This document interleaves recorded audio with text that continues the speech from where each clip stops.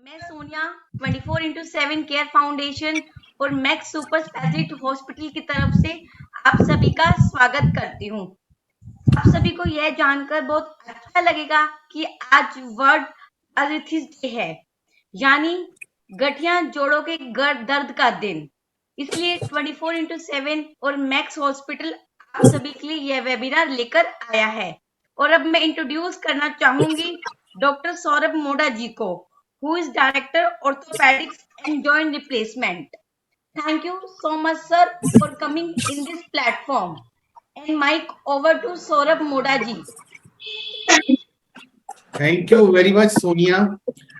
And it is a beautiful gathering. बहुत सब आप लोग एकत्रित हैं, ये देख के बहुत ही अच्छा लग रहा है। और सब सीनियर सिटीजन, काफी सीनियर सिटीजन लोग हैं। और आज का जो टॉपिक है हमारा, ये इंटरेक्टिव रहेगा कि आप अपने सवाल पूछेंगे, मैं कुछ आपसे सीखूंगा और कुछ जो मेरे को पता है वो आपको सिखाऊंगा। और जोड़ की कैसे केयर आप बेटर तरीके से कर सकते हैं वो अपनी तरफ से आपको बताने की कोशिश करूंगा। और आपका बहुत बहुत धन्यवाद जो आपने अपना दोपहर का टाइम मेरे इस वेबिनार के लिए निकाला और स्पेयर किया। इसमें मेरा जो मेन आज का मुद्दा है, हमें ये देखना है कि नी रिप्लेसमेंट हमें कब कराना है और कब नहीं कराना, कहाँ कराना है और किससे कराना है, अगर हमें जरूरत है तो किस लेवल के हमें हॉस्पिटल में कराना चाहिए, और दूसरे लेवल में हम कराते हैं तो हमें क्या नुकसान है और क्या फायदा है। तो ये एक ब्रॉड आपको इंफॉर्मेशन मैं अपनी तरफ से दूंगा। जो अभी तक मेरा 25 साल का ज्वाइंट रिप्लेसमेंट में तजुर्बा है, उससे मैं अभी तक 11,500 के करीब नी बदल चुका हूँ और अंदाजा 5,500 के करीब कूल्हे बदल चुका हूँ। तो जो मैंने अभी तक सीखा अलग अलग पार्ट ऑफ वर्ड से कि ज्वाइंट रिप्लेसमेंट कब, कहाँ और कैसे होना चाहिए, मैं आपको ब्रीफ में वो बताऊंगा। और इसके लिए एक छोटी सी प्रेजेंटेशन मैंने अपनी बनाई हुई है, वो आपको मैं अभी दिखाऊंगा, जिससे हमें बहुत मोटी मोटी चीजों का पता लग जाएगा कि कब, कहाँ और कैसे होना चाहिए।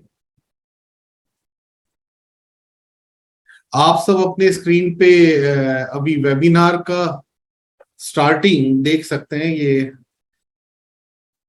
नेक्स्ट कि knee replacement when, why and where. Why, क्यों हमें नी रिप्लेसमेंट कराना चाहिए, कब और कहाँ। ये एक मेन अहम मुद्दा है कि अगर हमें ये पता है कि हमें इस स्कूल में एडमिशन लेना है तो उम्मीद है कि हम काफी हद तक सक्सेसफुल होंगे, हमारा अगर एम स्पेसिफिक है। ये she was a patient of mine from Iraq. ये इराक के हेल्थ मिनिस्टर की मदर हैं। इनका मैंने 2002 में सर्जरी किया था और ये मेरा उस समय का ओटी सेटअप था। उस समय मैक्स में मैं नहीं था, मैं साउथ दिल्ली में working in hospital in south Delhi. And she was the patient sitting next post of day. Operation के अगले दिन बिस्तर के किनारे बैठे हुए, ऑपरेशन के अगले दिन ही, उस टाइम भी पेशेंट को हम खड़ा करके चला देते थे। अब आर्थोप्लास्टी है क्या? Arthroplasty basically means joint moulding, कि ज्वाइंट को हमें कैसे ठीक करना है। आर्थोप्लास्टी बेसिकली जब हम ज्वाइंट रिप्लेसमेंट कहते हैं तो सब लोग पहले बहुत घबरा जाते हैं कि ये तो बहुत बड़ी सर्जरी है, ज्वाइंट रिप्लेसमेंट मींस कि पूरा नी उखाड़ के अलग रख देंगे और नया नी डालेंगे। पर ऐसा कुछ नहीं है।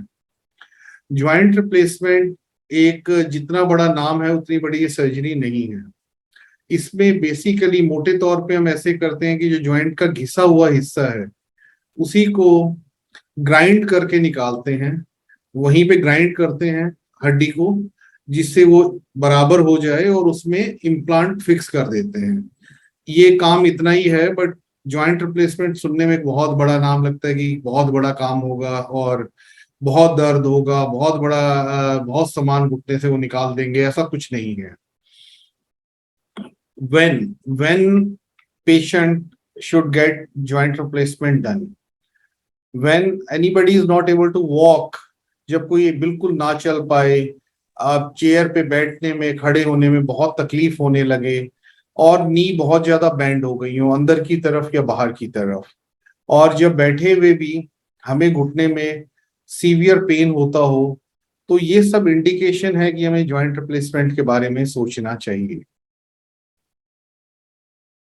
और ये टेक्निकल चीज का, ये इसमें बेसिकली वही दिखाया गया है कि कौन सा, ये अलग अलग डिफॉर्मिटी हैं जिसके का वजह से हमें जॉइंट रिप्लेसमेंट करना होता है।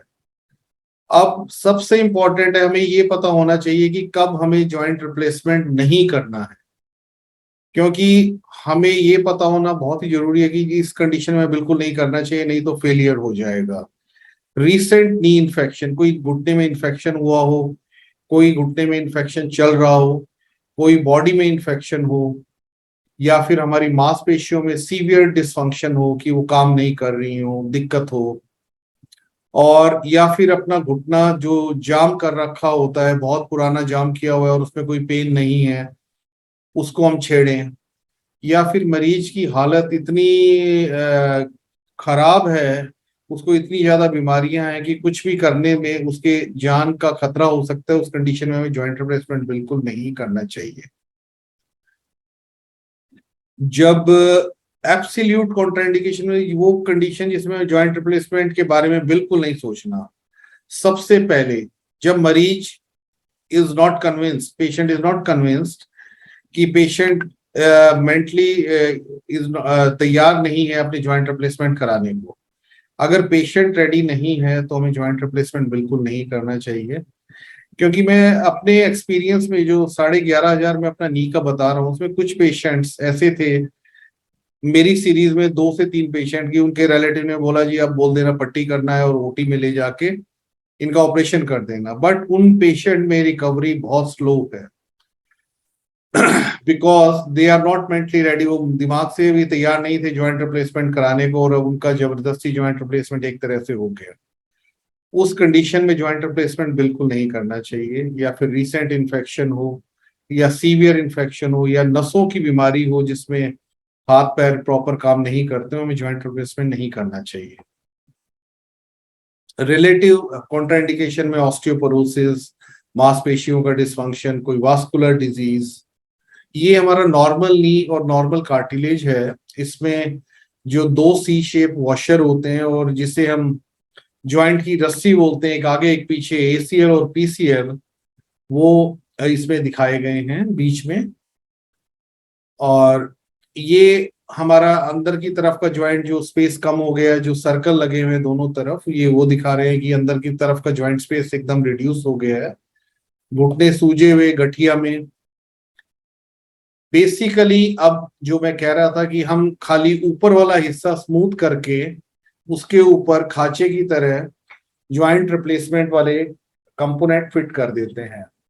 इसमें जो हमें दिखाया गया है कि ऊपर की हड्डी, फीमर जिसे हम बोलते हैं, उसको प्लेन करके उसके ऊपर उसका फीमोरल कंपोनेंट लगा रहे हैं, नीचे वाले हिस्से में टिबियल ट्रे लगाते हैं, और बीच में एक हाई डेंसिटी पॉलीइथाइलिन होता है जिसे हम टिबियल इंसर्ट बोलते हैं। ये एक हिंज नी है, ये उस कंडीशन में लगाया जाता है जिसमें मांसपेशी लिगामेंट बहुत ज्यादा खराब हो। ये इसमें खाली one direction of movement free होता है, और ये एक हिंज बेसिकली जैसे दरवाजे में है कि दरवाजा एक ही तरफ खुलेगा, इसको उसको हिंज होता है उसके बीच में, ऐसे इस नी में है कि इसका limited range of motion limited है हिंज की वजह से। ये दे आर नॉन कंस्ट्रेंट, और नॉर्मली जो इसमें दिखाया गया है कि ऊपर और नीचे मेटल इम्प्लांट लगा हुआ है और बीच में हाई डेंसिटी पॉलीथाइलिन है, और जो हमारी पेटेला की हड्डी है उसके ऊपर एक प्लास्टिक लगाते हैं, इसे पेटेलर इम्प्लांट बोलते हैं। चोट लगने के बाद अ, चोट लगने के बाद ये इंजरीज काफी कॉमन है। ये हमें दिखा रहे हैं कि हमारा नी बिल्कुल डिफॉर्म्ड है, काफी शेप खराब हुई हुई है, सूजन है। ये पेशेंट एक मेरा था जिसके नी बिल्कुल साइड में उतरे हुए थे, और पेशेंट बिल्कुल बिस्तर पे था, ये ऑपरेशन के बाद का पेशेंट का है। ये पेशेंट सऊदी अरेबिया से थी और ये भी ऑपरेशन के 2 दिन बाद इनका चलना स्टार्ट हो गया था। ये घुटना जो टीबी के कारण जाम हो गया था 15 साल से,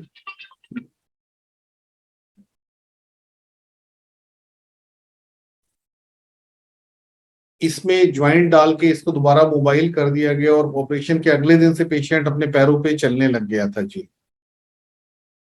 ये इसमें घुटना पूरा डिफॉर्म्ड है, बाहर की तरफ है, और इसमें ज्वाइंट डाल के इसको सीधा किया गया था। इस पेशेंट में ये ज्वाइंट रिप्लेसमेंट मेरे, बेसिकली मैं रोहतक से बिलोंग करता हूँ, उसी शहर में एक ऑर्थोपेडिक सर्जन ने ये ज्वाइंट किया था, जिसमें उसको फ्रैक्चर हो गया। बाद में डॉक्टर साहब ने प्लेट डाली, ये प्लेट भी बाद में टूट गई, प्लेट निकाली गई, फिर इसमें इन्फेक्शन हो गया। पेशेंट इस कंडीशन में मेरे पास आया था जिसमें हड्डी टूटी हुई थी और ऊपर 2 स्क्रू अंदर टूटे हुए थे। ये जोड़ की कंडीशन थी जो बिल्कुल काफी खराब हालत में था उस समय। जब इसका सब हार्डवेयर निकाल के हमने एंटीबायोटिक स्पेसर डाला गया जिससे इसका इन्फेक्शन ठीक हो। एंटीबायोटिक स्पेसर में काफी मात्रा में एंटीबायोटिक होता है और ये 4 से 6 हफ्ते लगा रहता है। इसके बाद ये definitive knee revision knee was done. ये आरएच के इम्प्लांट का नाम है जो किया गया, और पेशेंट ऑपरेशन के 2 दिन 3 दिन बाद इसने चलना शुरू कर दिया। ये ऑपरेशन करे हुए मेरे को 2018 में किया था, और अभी लास्ट मैंने पेशेंट को 1 महीने पहले देखा, जो इस समय बिल्कुल ठीक अवस्था में चल रही है माता जी, कोई उनको दिक्कत नहीं है। Then why we should go for knee replacement? Knee replacement is not like heart surgery कि हमें कराना ही कराना है। पेशेंट आके पूछता है कि डॉक्टर साहब कितना जल्दी कराना चाहिए, तो मेरा एक आम तौर पे उनको जवाब एक ही होता है कि जी जल्दी मेरे को नहीं, आपको है, क्योंकि घुटने में दर्द आपके है। और दूसरा ये कि जो हार्ट सर्जरी की तरह ये नहीं है कि नी रिप्लेसमेंट नहीं कराया तो लाइफ छोटी हो जाएगी, बिल्कुल कोई फर्क नहीं पड़ेगा।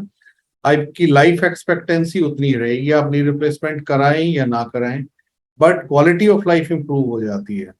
अभी 4 दिन पहले भी एक डॉक्टर साहब सीनियर सर्जन है, ऑर्थोपेडिक सर्जन, उनकी सिस्टर का मैंने ज्वाइंट रिप्लेसमेंट किया।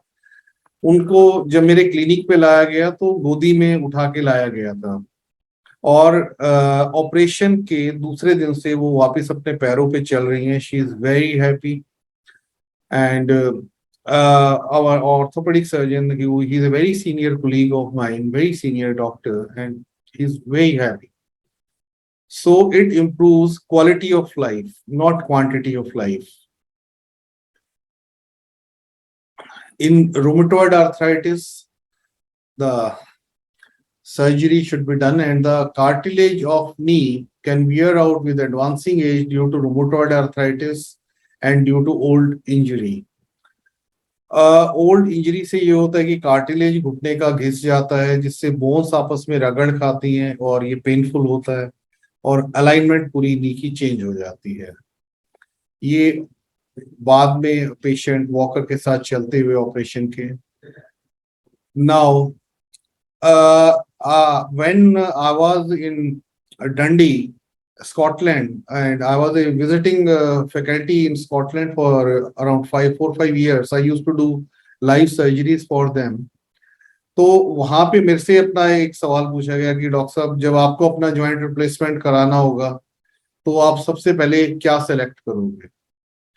हर एक से ये क्वेश्चन डॉक्टर से वहां पे 10 सर्जन थे जिनसे पूछा गया था, तो उसमें मेरा जवाब सबसे पहले था I will select my surgeon first, and then second option is my hospital, and third is wherever he will say I will get admitted, I believe the surgeon, and then I will get myself operated. And they say this score was 99% correct. Suppose जैसे आपको surgery कराना है and you are not motivated, you don't know what to do, आपको क्या करना है क्या नहीं करना, I say visit 2-3 orthopedic surgeon till the time you are satisfied. Then sit back home, घर पे आराम से बैठे हैं, आप ये डिसाइड करें जी हम 4-5 जितने भी सर्जन से मिले हैं किसके पास से हमें सेटिस्फेक्शन पूरा लग रहा है। फिर वो whomsoever is this blindly following, and the hospital where he should be working, it should be a good level hospital where we should have experienced physiotherapist department, experienced physician, cardiologist backup, anesthetist, intensivist, and experienced ward staff. Because जितनी भी आपकी post of care है वो आपका staff sister देगी, physiotherapy team आपको motivate करके चलाएगी, एक्सरसाइज कराएगी, और एनेस्थेटिस्ट आपको पेनलेस पोस्ट ऑफ पीरियड देंगे कि ऑपरेशन के बाद आपको कोई तकलीफ ना हो, दर्द ना हो। जो ओटी हमारा होना चाहिए उसमें लैमिनर और एयर फ्लो हो, जिससे कोई इन्फेक्शन के चांस मिनिमम होते हैं। और all patients, all this OT staff should be well aware of the latest infection guideline, infection control guideline. OT culture should be sent regularly. HEPA filter should be there. No in and out traffic or in OT. And autoclave dress should be used. This is my OT setup right now. This is a good physiotherapist, good physician, pre-op X-ray of one of my patient. Operation के बाद का इनका, this is knee implant hospital stay is, I tell my patient that just think you are going abroad for a short trip of 3 nights, 4 days. I keep my patients in the hospital 4 nights and 3 days, 1 day before surgery and 2 days after surgery. And immediately first post-op day, I make my patient walk, toilet seat पे बिठा देते हैं, walker के साथ चला देते हैं, और सेकंड पोस्ट ऑफ डे में सीढ़ी चढ़ा के शाम तक घर वापसी। पहले रेस्ड कमोड यूज करते थे, आज से 7-8 साल पहले, बट अब नाउ नॉर्मल कमोड यूज कर रहे हैं, बिकॉज नी की फ्लेक्सिबिलिटी जो अभी इम्प्लांट आ रहे हैं काफी बढ़ गई है। घर में पेशेंट वॉकर, ये एल्बो क्रचेस के साथ चलते हुए, now different activity level, household activity 3 to 6 weeks, sex 4 to 6 weeks, swimming 6 to 8 weeks, and driving 6 to 8 weeks. These to avoid any embolism, heparin should be used, and stockings. Oral riroxaban is my preferred tablet. Now tablets are available which prevent any thromboembolism, and DVT pumps, they are used in the hospitals. In all our patients, we are using DVT pumps so that there is no clotting of blood, which is sometimes very dangerous. Post surgery जो warning sign उसमें यह है कि कोई भी आपको fever है, पस आ रहा है जख्म से, रेडनेस है, क्लॉट है, फिर कोई खांसी वगैरह है, तो हमें बड़ा केयरफुल होकर इमीडिएट अपने डॉक्टर को मिलना चाहिए। और joint replacement is just like mechanical tool, one part moving with the other in synchronization. Knee replacement, implant are sophisticated, they wear with time, become loose with time. पहले जो implant available थे उनकी life approximate 20 से 25 साल थी, अब जो available हैं उनकी अंदाजा 35 से 40 साल है। बट समटाइम जब कुछ कई बार इम्प्लांट जब हम घुटना मूव करते हैं तो खट खट की आवाज आती है ज्वाइंट रिप्लेसमेंट के बाद भी, उसमें कोई इतनी दिक्कत नहीं है, वो कई बार आ सकती है, वो नॉर्मल है। ये सर्जरी के बाद कुछ समय बाद, छड़ी से चलना 3 हफ्ते बाद, उसके बाद पेशेंट धीरे धीरे विदाउट कुछ करे चलने लगता है।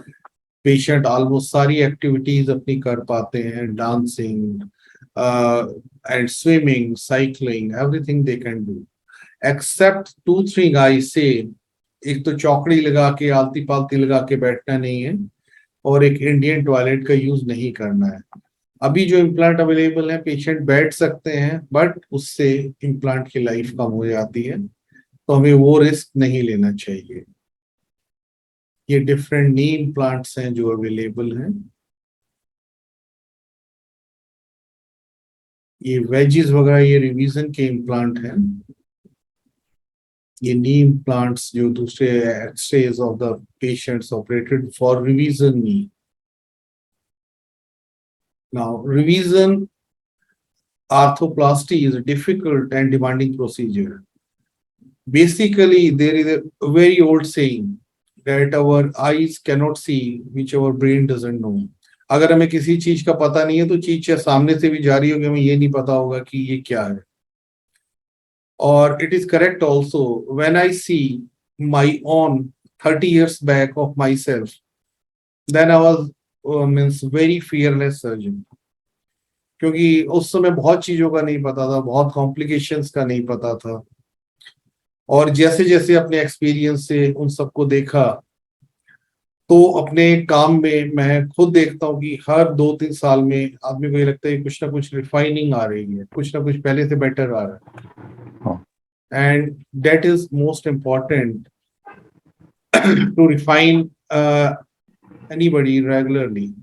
Otherwise, the day we think we know everything, then we will not improve in life.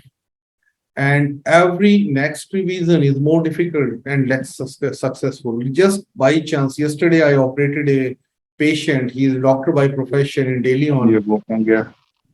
और उनका नी 4 साल में फेल हो गया. It was done by some surgeon. I don't want to name him.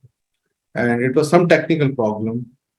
But I tell you, that surgeon himself sent this patient to me that go and get yourself operated there.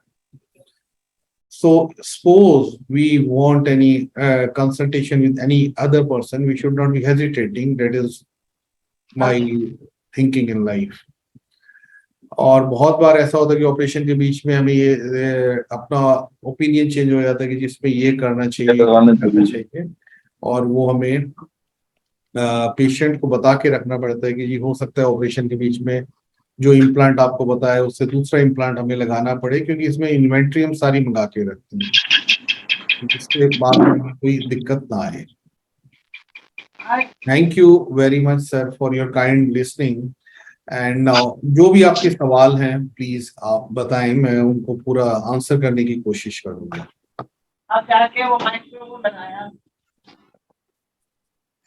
जो भी senior citizen अपने question पूछना चाहते हैं तो वो hand raise कर सकते हैं.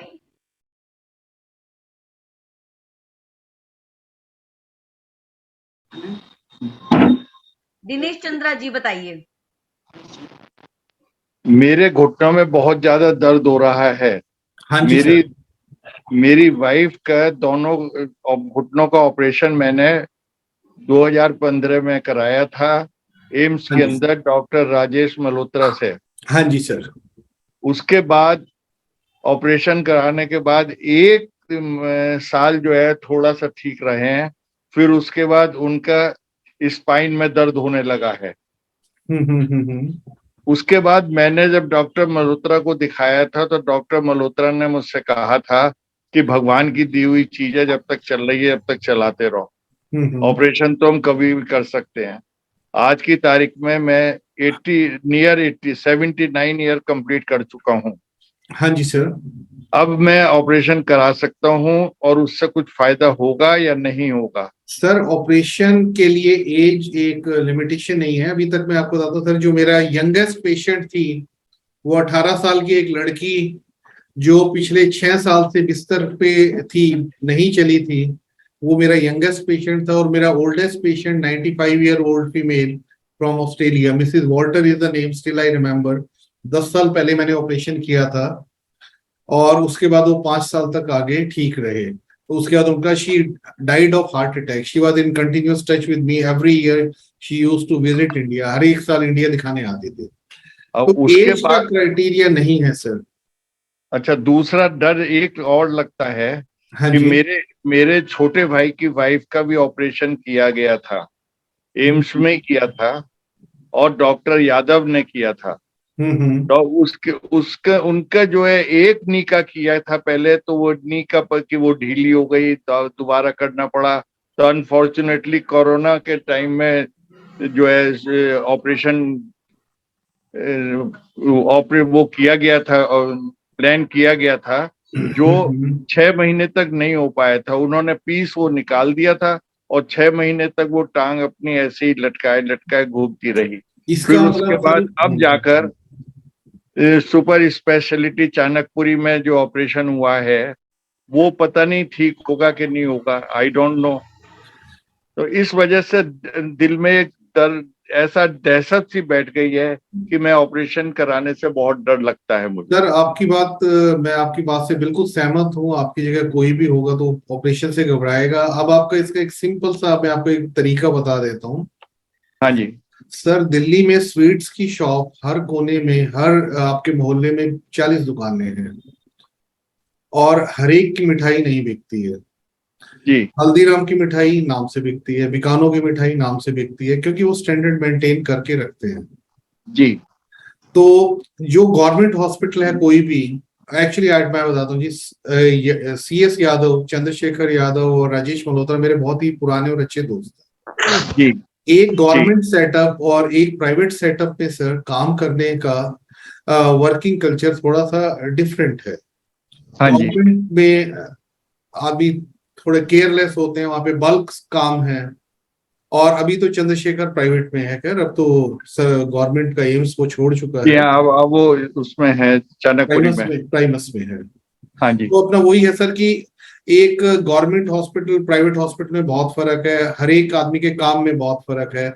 जैसे सपोज आप अपना ये बोलते हैं डॉक्टर साहब आप अपनी सीरीज का मेरे को पेशेंट्स का कुछ बता दो, तो उसका ये एक तरीका है सर कि जहाँ पे आपके आसपास वाले जितने मेरे पेशेंट होंगे अलग अलग ईयर्स के, क्योंकि ऑलमोस्ट पूरी दिल्ली में मेरे पेशेंट फैले हुए हैं, जी दिल्ली से बाहर काफी जगह के भी हैं, तो उनके आपको फोन नंबर दे सकता हूँ।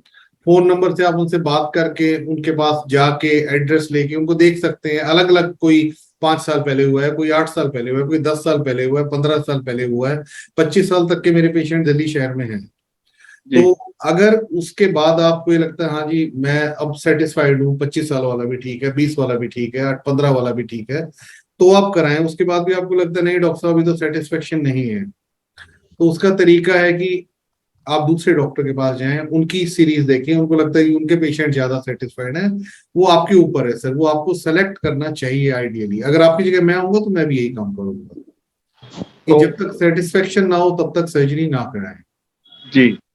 अच्छा, अप्रोक्सीमेट इनका एक घुटने का ऑपरेशन का कितना खर्चा आता है सर इसमें मैक्स में, खर्चे, अगर हम कराते हैं आपसे वहीं से सर ही? उसमें ये 2-3 चीजों पे डिपेंड करता है। पहले तो आपका कोई इंश्योरेंस है या आपका कोई पैनल है, क्योंकि पैनल और इंश्योरेंस के रेट हॉस्पिटल और पैनल्स के आपस में म्यूचुअल अंडरस्टैंडिंग से डिसाइड हुआ हुआ, उनका एग्रीमेंट साइन करा हुआ रखा होता है।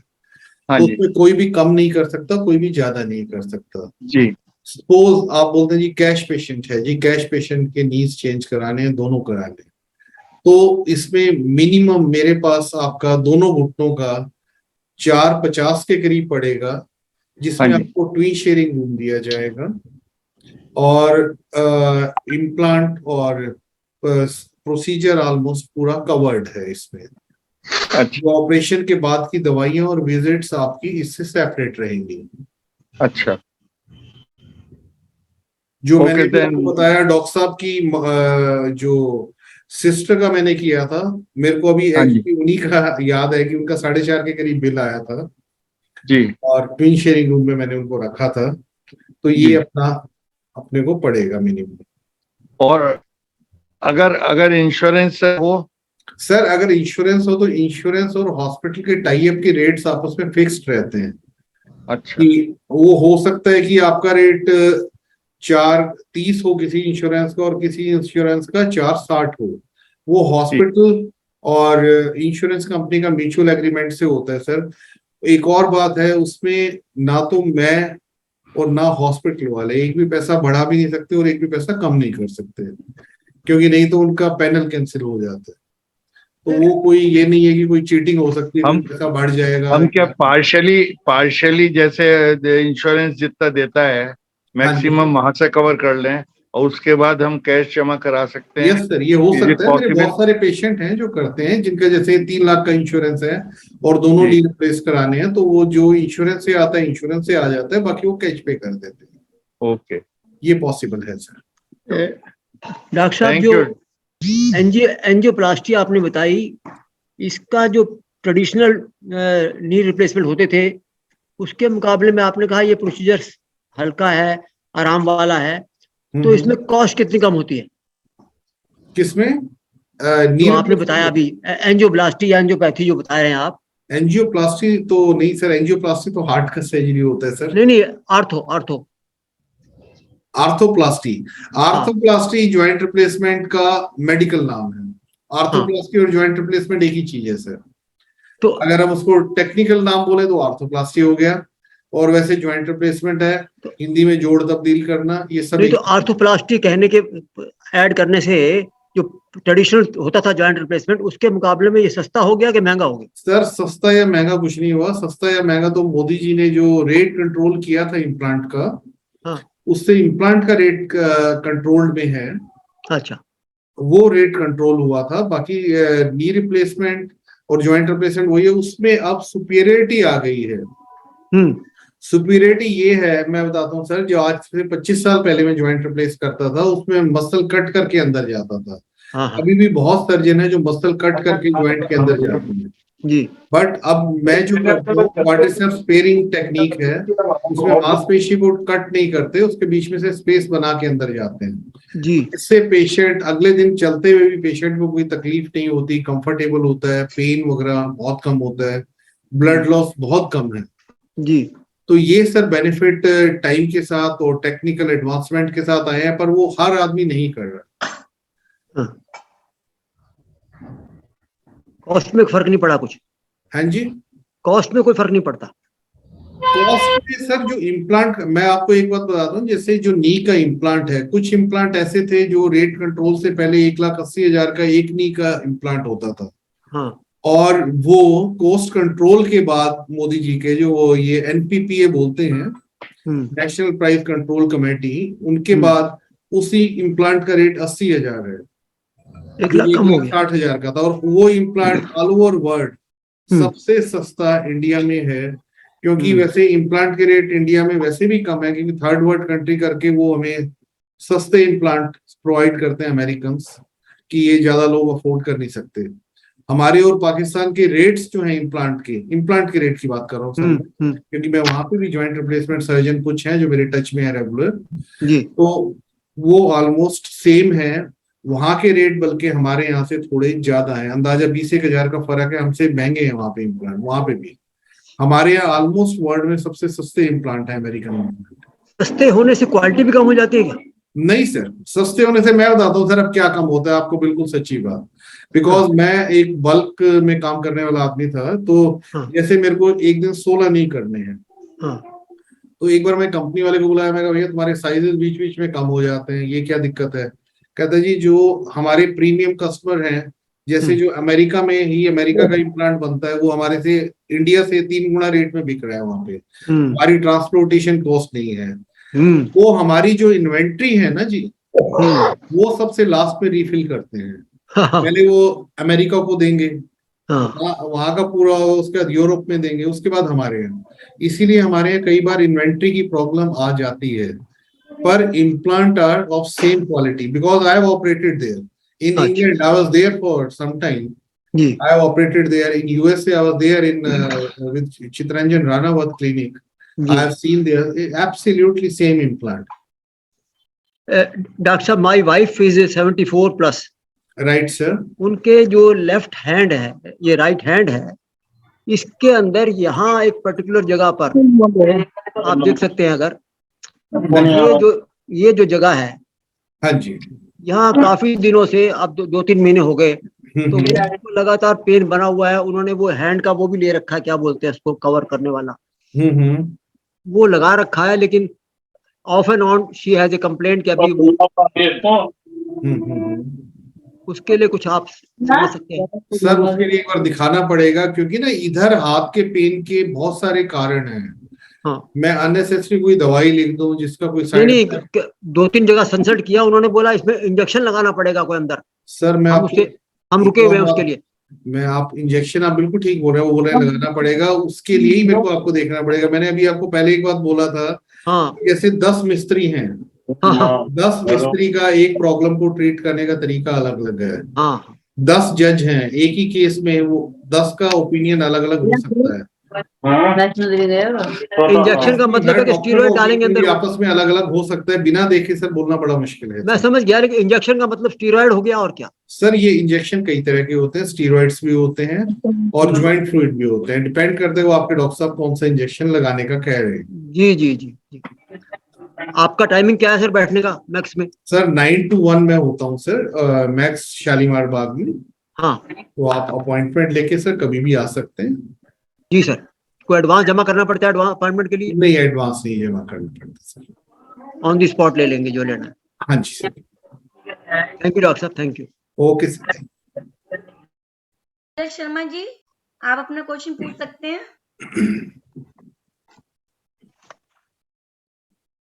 आप अपने आप को अनम्यूट कीजिए पहले। डॉक्टर साहब मुझे ये पूछना था कि मेरा नी रिप्लेसमेंट के लिए बोला था रेलवे डॉक्टर ने, लेकिन जी। मैंने फिर कहीं प्राइवेट दिखाया तो उन्होंने कहा इंजेक्शन लगवाने से काम होगा। तो इंजेक्शन से क्या फायदा होगा ये बताइएगा आप मुझे। मैडम ये डिपेंड करता है आपकी कौन सी स्टेज है। अगर ग्रेड 1 ऑस्टियोआर्थराइटिस है या ग्रेड 2 है उसमें तो इंजेक्शन का फायदा होता है। अदरवाइज अगर ग्रेड 3 या ग्रेड 4 है ऑस्टियोआर्थराइटिस तो उसमें तो वही है कि सफेद बाल है, आपने रंग लगा के कुछ टाइम के लिए काले कर लिए फिर सफेद आ जाएंगे, वो ट्रीटमेंट नहीं है। वो टेम्परेरी जुगाड़ है। हाँ डॉक्टर साहब, मैं कुछ बात करूं इनके बारे में। हाँ जी जब सर। डॉक्टर ने इवेल्युएशन किया था, आर्टेमिस डॉक्टर है, ओबराय, डॉक्टर ओबराय। ओबराय मेरी मेडिकल कॉलेज का है, आईपीएस को मैं जानता हूँ अच्छी तरीके से। बताइए। वो पहले रेलवे में ही थे। हाँ जी, रेलवे में था, नॉर्थ रेलवे में था सर, नॉर्दर्न रेलवे में। तो सर उन्होंने क्योंकि उन्होंने एक बार इनकी ऑर्थोस्कोपी की थी नी की। ठीक है सर। जाके दिखाया वहां पे आर्टेमिस हॉस्पिटल में। उन्होंने चेक करने के बाद कहा आपको ग्रेड 3 की स्टार्टिंग है, आपका अभी इससे साइनोविक 1 का इंजेक्शन लगवा लो आप yearly, you will be comfortable. तो जो कंडीशन हमारी उस टाइम ग्रेड 3 की स्टार्टिंग में थी इनकी, उससे अब एक्सरसाइज वगैरह करने से इम्प्रूवमेंट है। इंजेक्शन लगवाया था लास्ट ईयर अक्टूबर नवंबर में, राइट सर। अब इम्प्रूवमेंट है उस कंडीशन से। तो सर अभी फिर ड्यू हो रहा है, तो हम मतलब कितना वी शुड बी एश्योर्ड के उससे और इम्प्रूवमेंट होगा? सर एक बार इसको कुछ भी कमेंट करने से पहले मैं आपके एक्सरे देखना चाहूंगा, क्योंकि उससे ना पूरा स्टैंडिंग एक्सरे से हमारी अलाइनमेंट का पता लग जाता है कि एक साल बाद पहले आपकी अलाइनमेंट कैसी थी, एक साल बाद कैसी है, और अभी क्या पोजीशन है, कितने टाइम तक वो लास्ट कर सकता है सर। क्योंकि विदाउट एक्सरे देखना तो वही है कि आपको मैं जस्ट कुछ भी कह दूं, वो ठीक नहीं है। वो ठीक नहीं है। या एमआरआई वगैरह कुछ कराना नहीं सर, स्टैंडिंग एक्सरे, एमआरआई की जरूरत नहीं है। स्टैंडिंग एक्सरे से पूरी अलाइनमेंट पता लग जाती है। सर एक क्वेश्चन और था सर। हाँ जी सर। तो साइनोविक 1 इंजेक्शन हाँ जी ठीक है, जनरिक हाइलान जी वाला भी काम करता है, दोनों में कुछ डिफरेंस होता है सर? थोड़ा डिफरेंस है इनकी दोनों का ना, वे ऑफ प्रोडक्शन डिफरेंट है सर। जिस तरीके से वो बने हैं वो दोनों डिफरेंट है। बाकी है दोनों हाइलोरोनिक एसिड। सिनविस्क 1 बहुत पुराना है, हाइलोआंस आता है, काफी नाम से आते हैं सर। जी सर, ठीक है सर, अभी विजिट करेंगे। क्या डॉक्टर साहब हिप रिप्लेसमेंट का भी ऑप्शन है? हाँ हाँ जी, हाँ जी। हिप रिप्लेसमेंट थैंक यू के लिए ओके सर। हाँ जी, हिप विजिट करना पड़ेगा। हिप रिप्लेसमेंट भी मैं करता हूँ, रूटीन है। अच्छा, अगर एक हिप रिप्लेस हो चुका हो, क्या दूसरे में भी प्रॉब्लम हो सकती है? एक हिप की वजह से दूसरे में प्रॉब्लम नहीं होती। वो तो अगर बाई चांस किसी को एवीएन की बीमारी है, बाई चांस एवीएन होता है कि vascular necrosis of head of femur, कि हिप की ब्लड सप्लाई खत्म हो गई है। तो कई बार कोई ऐसे फैक्टर होते हैं जो दोनों हिप्स को इन्वॉल्व करते हैं, उस करके हो सकती है। पर एक हिप चेंज करने से दूसरा हिप खराब नहीं होता, ये पक्की बात है। अच्छा, नहीं एक पैर छोटा एक पैर बड़ा हो जाता है अगर, तो एक वो पैर बड़ा एक पैर छोटे का भी इसमें कारण ढूंढना है कि ये जो अभी प्रेजेंट हिप जो खराब है उसको डिजेनरेशन की वजह से वो बोन की हाइट कम तो नहीं हो गई, वो है क्या कुछ और है, तो पूरा देख के जानकारी लग के पूरा मालूम चल जाएगा।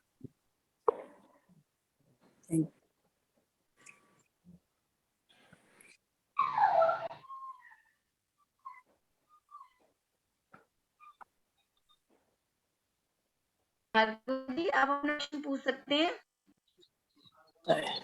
नमस्कार डॉक्टर साहब, नमस्कार माता जी। मैं 79 ईयर्स ओल्ड हूँ हाँ और जी।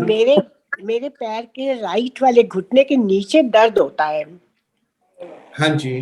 तो ये दर्द जो है बहुत सीवियर तो नहीं होता है, लेकिन ये कि चलने में थोड़ा फील होता है या खड़े होके काम करने में दर्द, बाद में लगता है कि अब बैठ जाऊं। तो ये क्या नी रिप्लेसमेंट के उसके नजदीक पहुंच रहे हैं कि वैसा करना पड़ेगा? ये तो माता जी बोलना बड़ा मुश्किल है, क्योंकि इससे नी रिप्लेसमेंट से पहले तो आपको एक आपका सिंपल एक्सरे से पता लग जाएगा। अगर आपके पास एक्सरे भी हो ना तो उनको देख के ये जानकारी लग जाएगी नी रिप्लेसमेंट। कई बार सिंपल नी पेन भी होता है, कोई माइनर मेनिस्कस टियर से, तो ये जरूरी नहीं कि आपका नी रिप्लेसमेंट हो। एक बार आप दिखा के आप अपनी नॉर्मल एक्सरे करा लें, उससे पूरी जानकारी ब्लैक एंड व्हाइट में मालूम चल जाएगी। क्योंकि सिर्फ घुटने के नीचे ज्यादा पेन होता है। नहीं, वो तो आपकी बात ठीक है। जो नीचे पेन के कारण अगर कोई वॉशर भी घुटने की कटी होती है तब भी घुटने के नीचे वैसा ही पेन होगा। आपको क्लिनिकली एग्जामिन और एक्सरे के बाद पूरा पता लग सकता है। ये नहीं है कि ये नी रिप्लेसमेंट ही होगा आपका। ओके, क्योंकि अभी स्टेयरकेस उतरते चढ़ते में कोई ऐसी प्रॉब्लम नहीं लगती है। मैं वही कह रहा हूँ, एक बार आपको देखना जरूरी है, उससे पता लग जाएगा कि आपको किस चीज की आवश्यकता है और जो भी आपको चाहिए होगा आपका। तो डॉक्टर साहब, ये जो विटामिन डी था मेरा ऑस्ट्रोपीनिया निकला था, तो मैंने विटामिन डी की शुरू करी है वंस इन ए वीक वाली। ठीक है जी। तो वो लेना चाहिए या नहीं लेना चाहिए? विटामिन डी लेने का कोई नुकसान नहीं है, आइडियली लेना चाहिए। आइडियली लेना वो ओवरऑल तो कितने टाइम तक कंटिन्यू करना चाहिए? ये मैडम आपके विटामिन डी लेवल पे डिपेंड करता है। वो जब भी आप, या तो आपके डॉक्टर साहब, ये इसमें इसके तरीके भी कई हैं विटामिन डी देने के। जिस भी डॉक्टर के पास जाएंगे हर एक का ट्रीटमेंट का इसमें अलग तरीका है, क्योंकि उसमें अलग अलग स्कूल्स ऑफ थॉट है कि इस तरह देना चाहिए। तो जिसके पास भी जाएंगे वो आपको प्रॉपरली गाइड कर देंगे, और अपना बिना किसी डॉक्टर की सहायता से आपको ये नहीं लेना चाहिए। डॉक्टर साहब, ये विटामिन ई 400 जो एवियन 400 है, इसकी कोई लगातार लेने में कोई दिक्कत तो नहीं आती इसके अंदर? लगातार लेने की जरूरत नहीं होती। आप 2-3 महीने लें, फिर अपना 4-1 महीने छोड़ दें। मेरा क्योंकि वो क्रैम्प्स हो जाते हैं बस। क्रैम्प्स के लिए सर कई कारण है। इसमें इलेक्ट्रोलाइट इम्बैलेंस भी होता है, मैग्नीशियम इसका बड़ा इंपॉर्टेंट फैक्टर है, कैल्शियम है, और एक एल कार्निटीन अमाइनो एसिड है जो बड़ा कॉमन है, जिसकी कमी से क्रैम्प्स आ जाते हैं। मैं तो कैल्शियम और कैल्सिरॉल का जो एक टैबलेट है वो डेली लेता हूँ, और विटामिन ई लेता हूँ रोज। एज कितना है सर आपका? 75। ठीक है, आप रोज का एक ले सकते हैं, 6 महीने तक लें और फिर छोड़ दें। Thank you sir. Okay sir. और कोई सीनियर सिटीजन की कोई क्वेश्चन है तो आप सीनियर सिटीजन आप पूछ सकते हैं। हेलो हेलो, बताइए। हाँ जी, आवाज आ रही है मेरी? हाँ जी, आपकी आवाज आ रही है, बताइए। हाँ, नमस्कार डॉक्टर साहब। मेरे 2019 में राइट हैंड में थोड़ा ट्रॉफी हो गया था इसके वेस्ट पे, तो राइट साइड में थोड़ा सा अभी नमनेस आ रही थी, लेकिन अब कुछ फील नहीं हो रहा है, सही चल रहा है, मुझे कोई दिक्कत नहीं। अभी लेफ्ट हैंड में थोड़ी सी टिंगलिंग होती है, क्या हाँ जी बताइए। मेरे राइट साइड में ना 2019 हाँ जी, आपने बताया कि लेफ्ट हैंड में होती है अब टिंगलिंग, आगे टिंगलिंग होती है। हाँ जी, हाँ जी। कोई इसका कोई आगे बढ़ने का तो चांस नहीं, कोई बहुत ज्यादा दिक्कत हो? ये सब चीजों के लिए आपको एग्जामिन करना पड़ेगा। बिना एग्जामिन करे कहना बड़ा ही मुश्किल होगा और गलत होगा। हाँ जी क्योंकि सर। बिना एग्जामिन करे इस चीज के, इस तरह की बीमारी के 10 कारण हैं। ये हाँ, देखना है नहीं, कि आपके अंदर वो क्या रीजन है जिसकी वजह से आपको टिंगलिंग हो रही है। अच्छा ठीक है डॉक्टर साहब, आपको दिखा देंगे एक बार। ठीक है, थैंक यू डॉक्टर साहब। Thank you sir. और कोई सीनियर सिटीजन अपना क्वेश्चन पूछना चाहते हैं? Thank you so much sir for Thank coming you. In this platform and give informative session. आपने हमारे सीनियर सिटीजन के लिए टाइम निकाला और जॉइंट्स पेन के बारे में information the. Thank you so much. It's my pleasure, ma'am.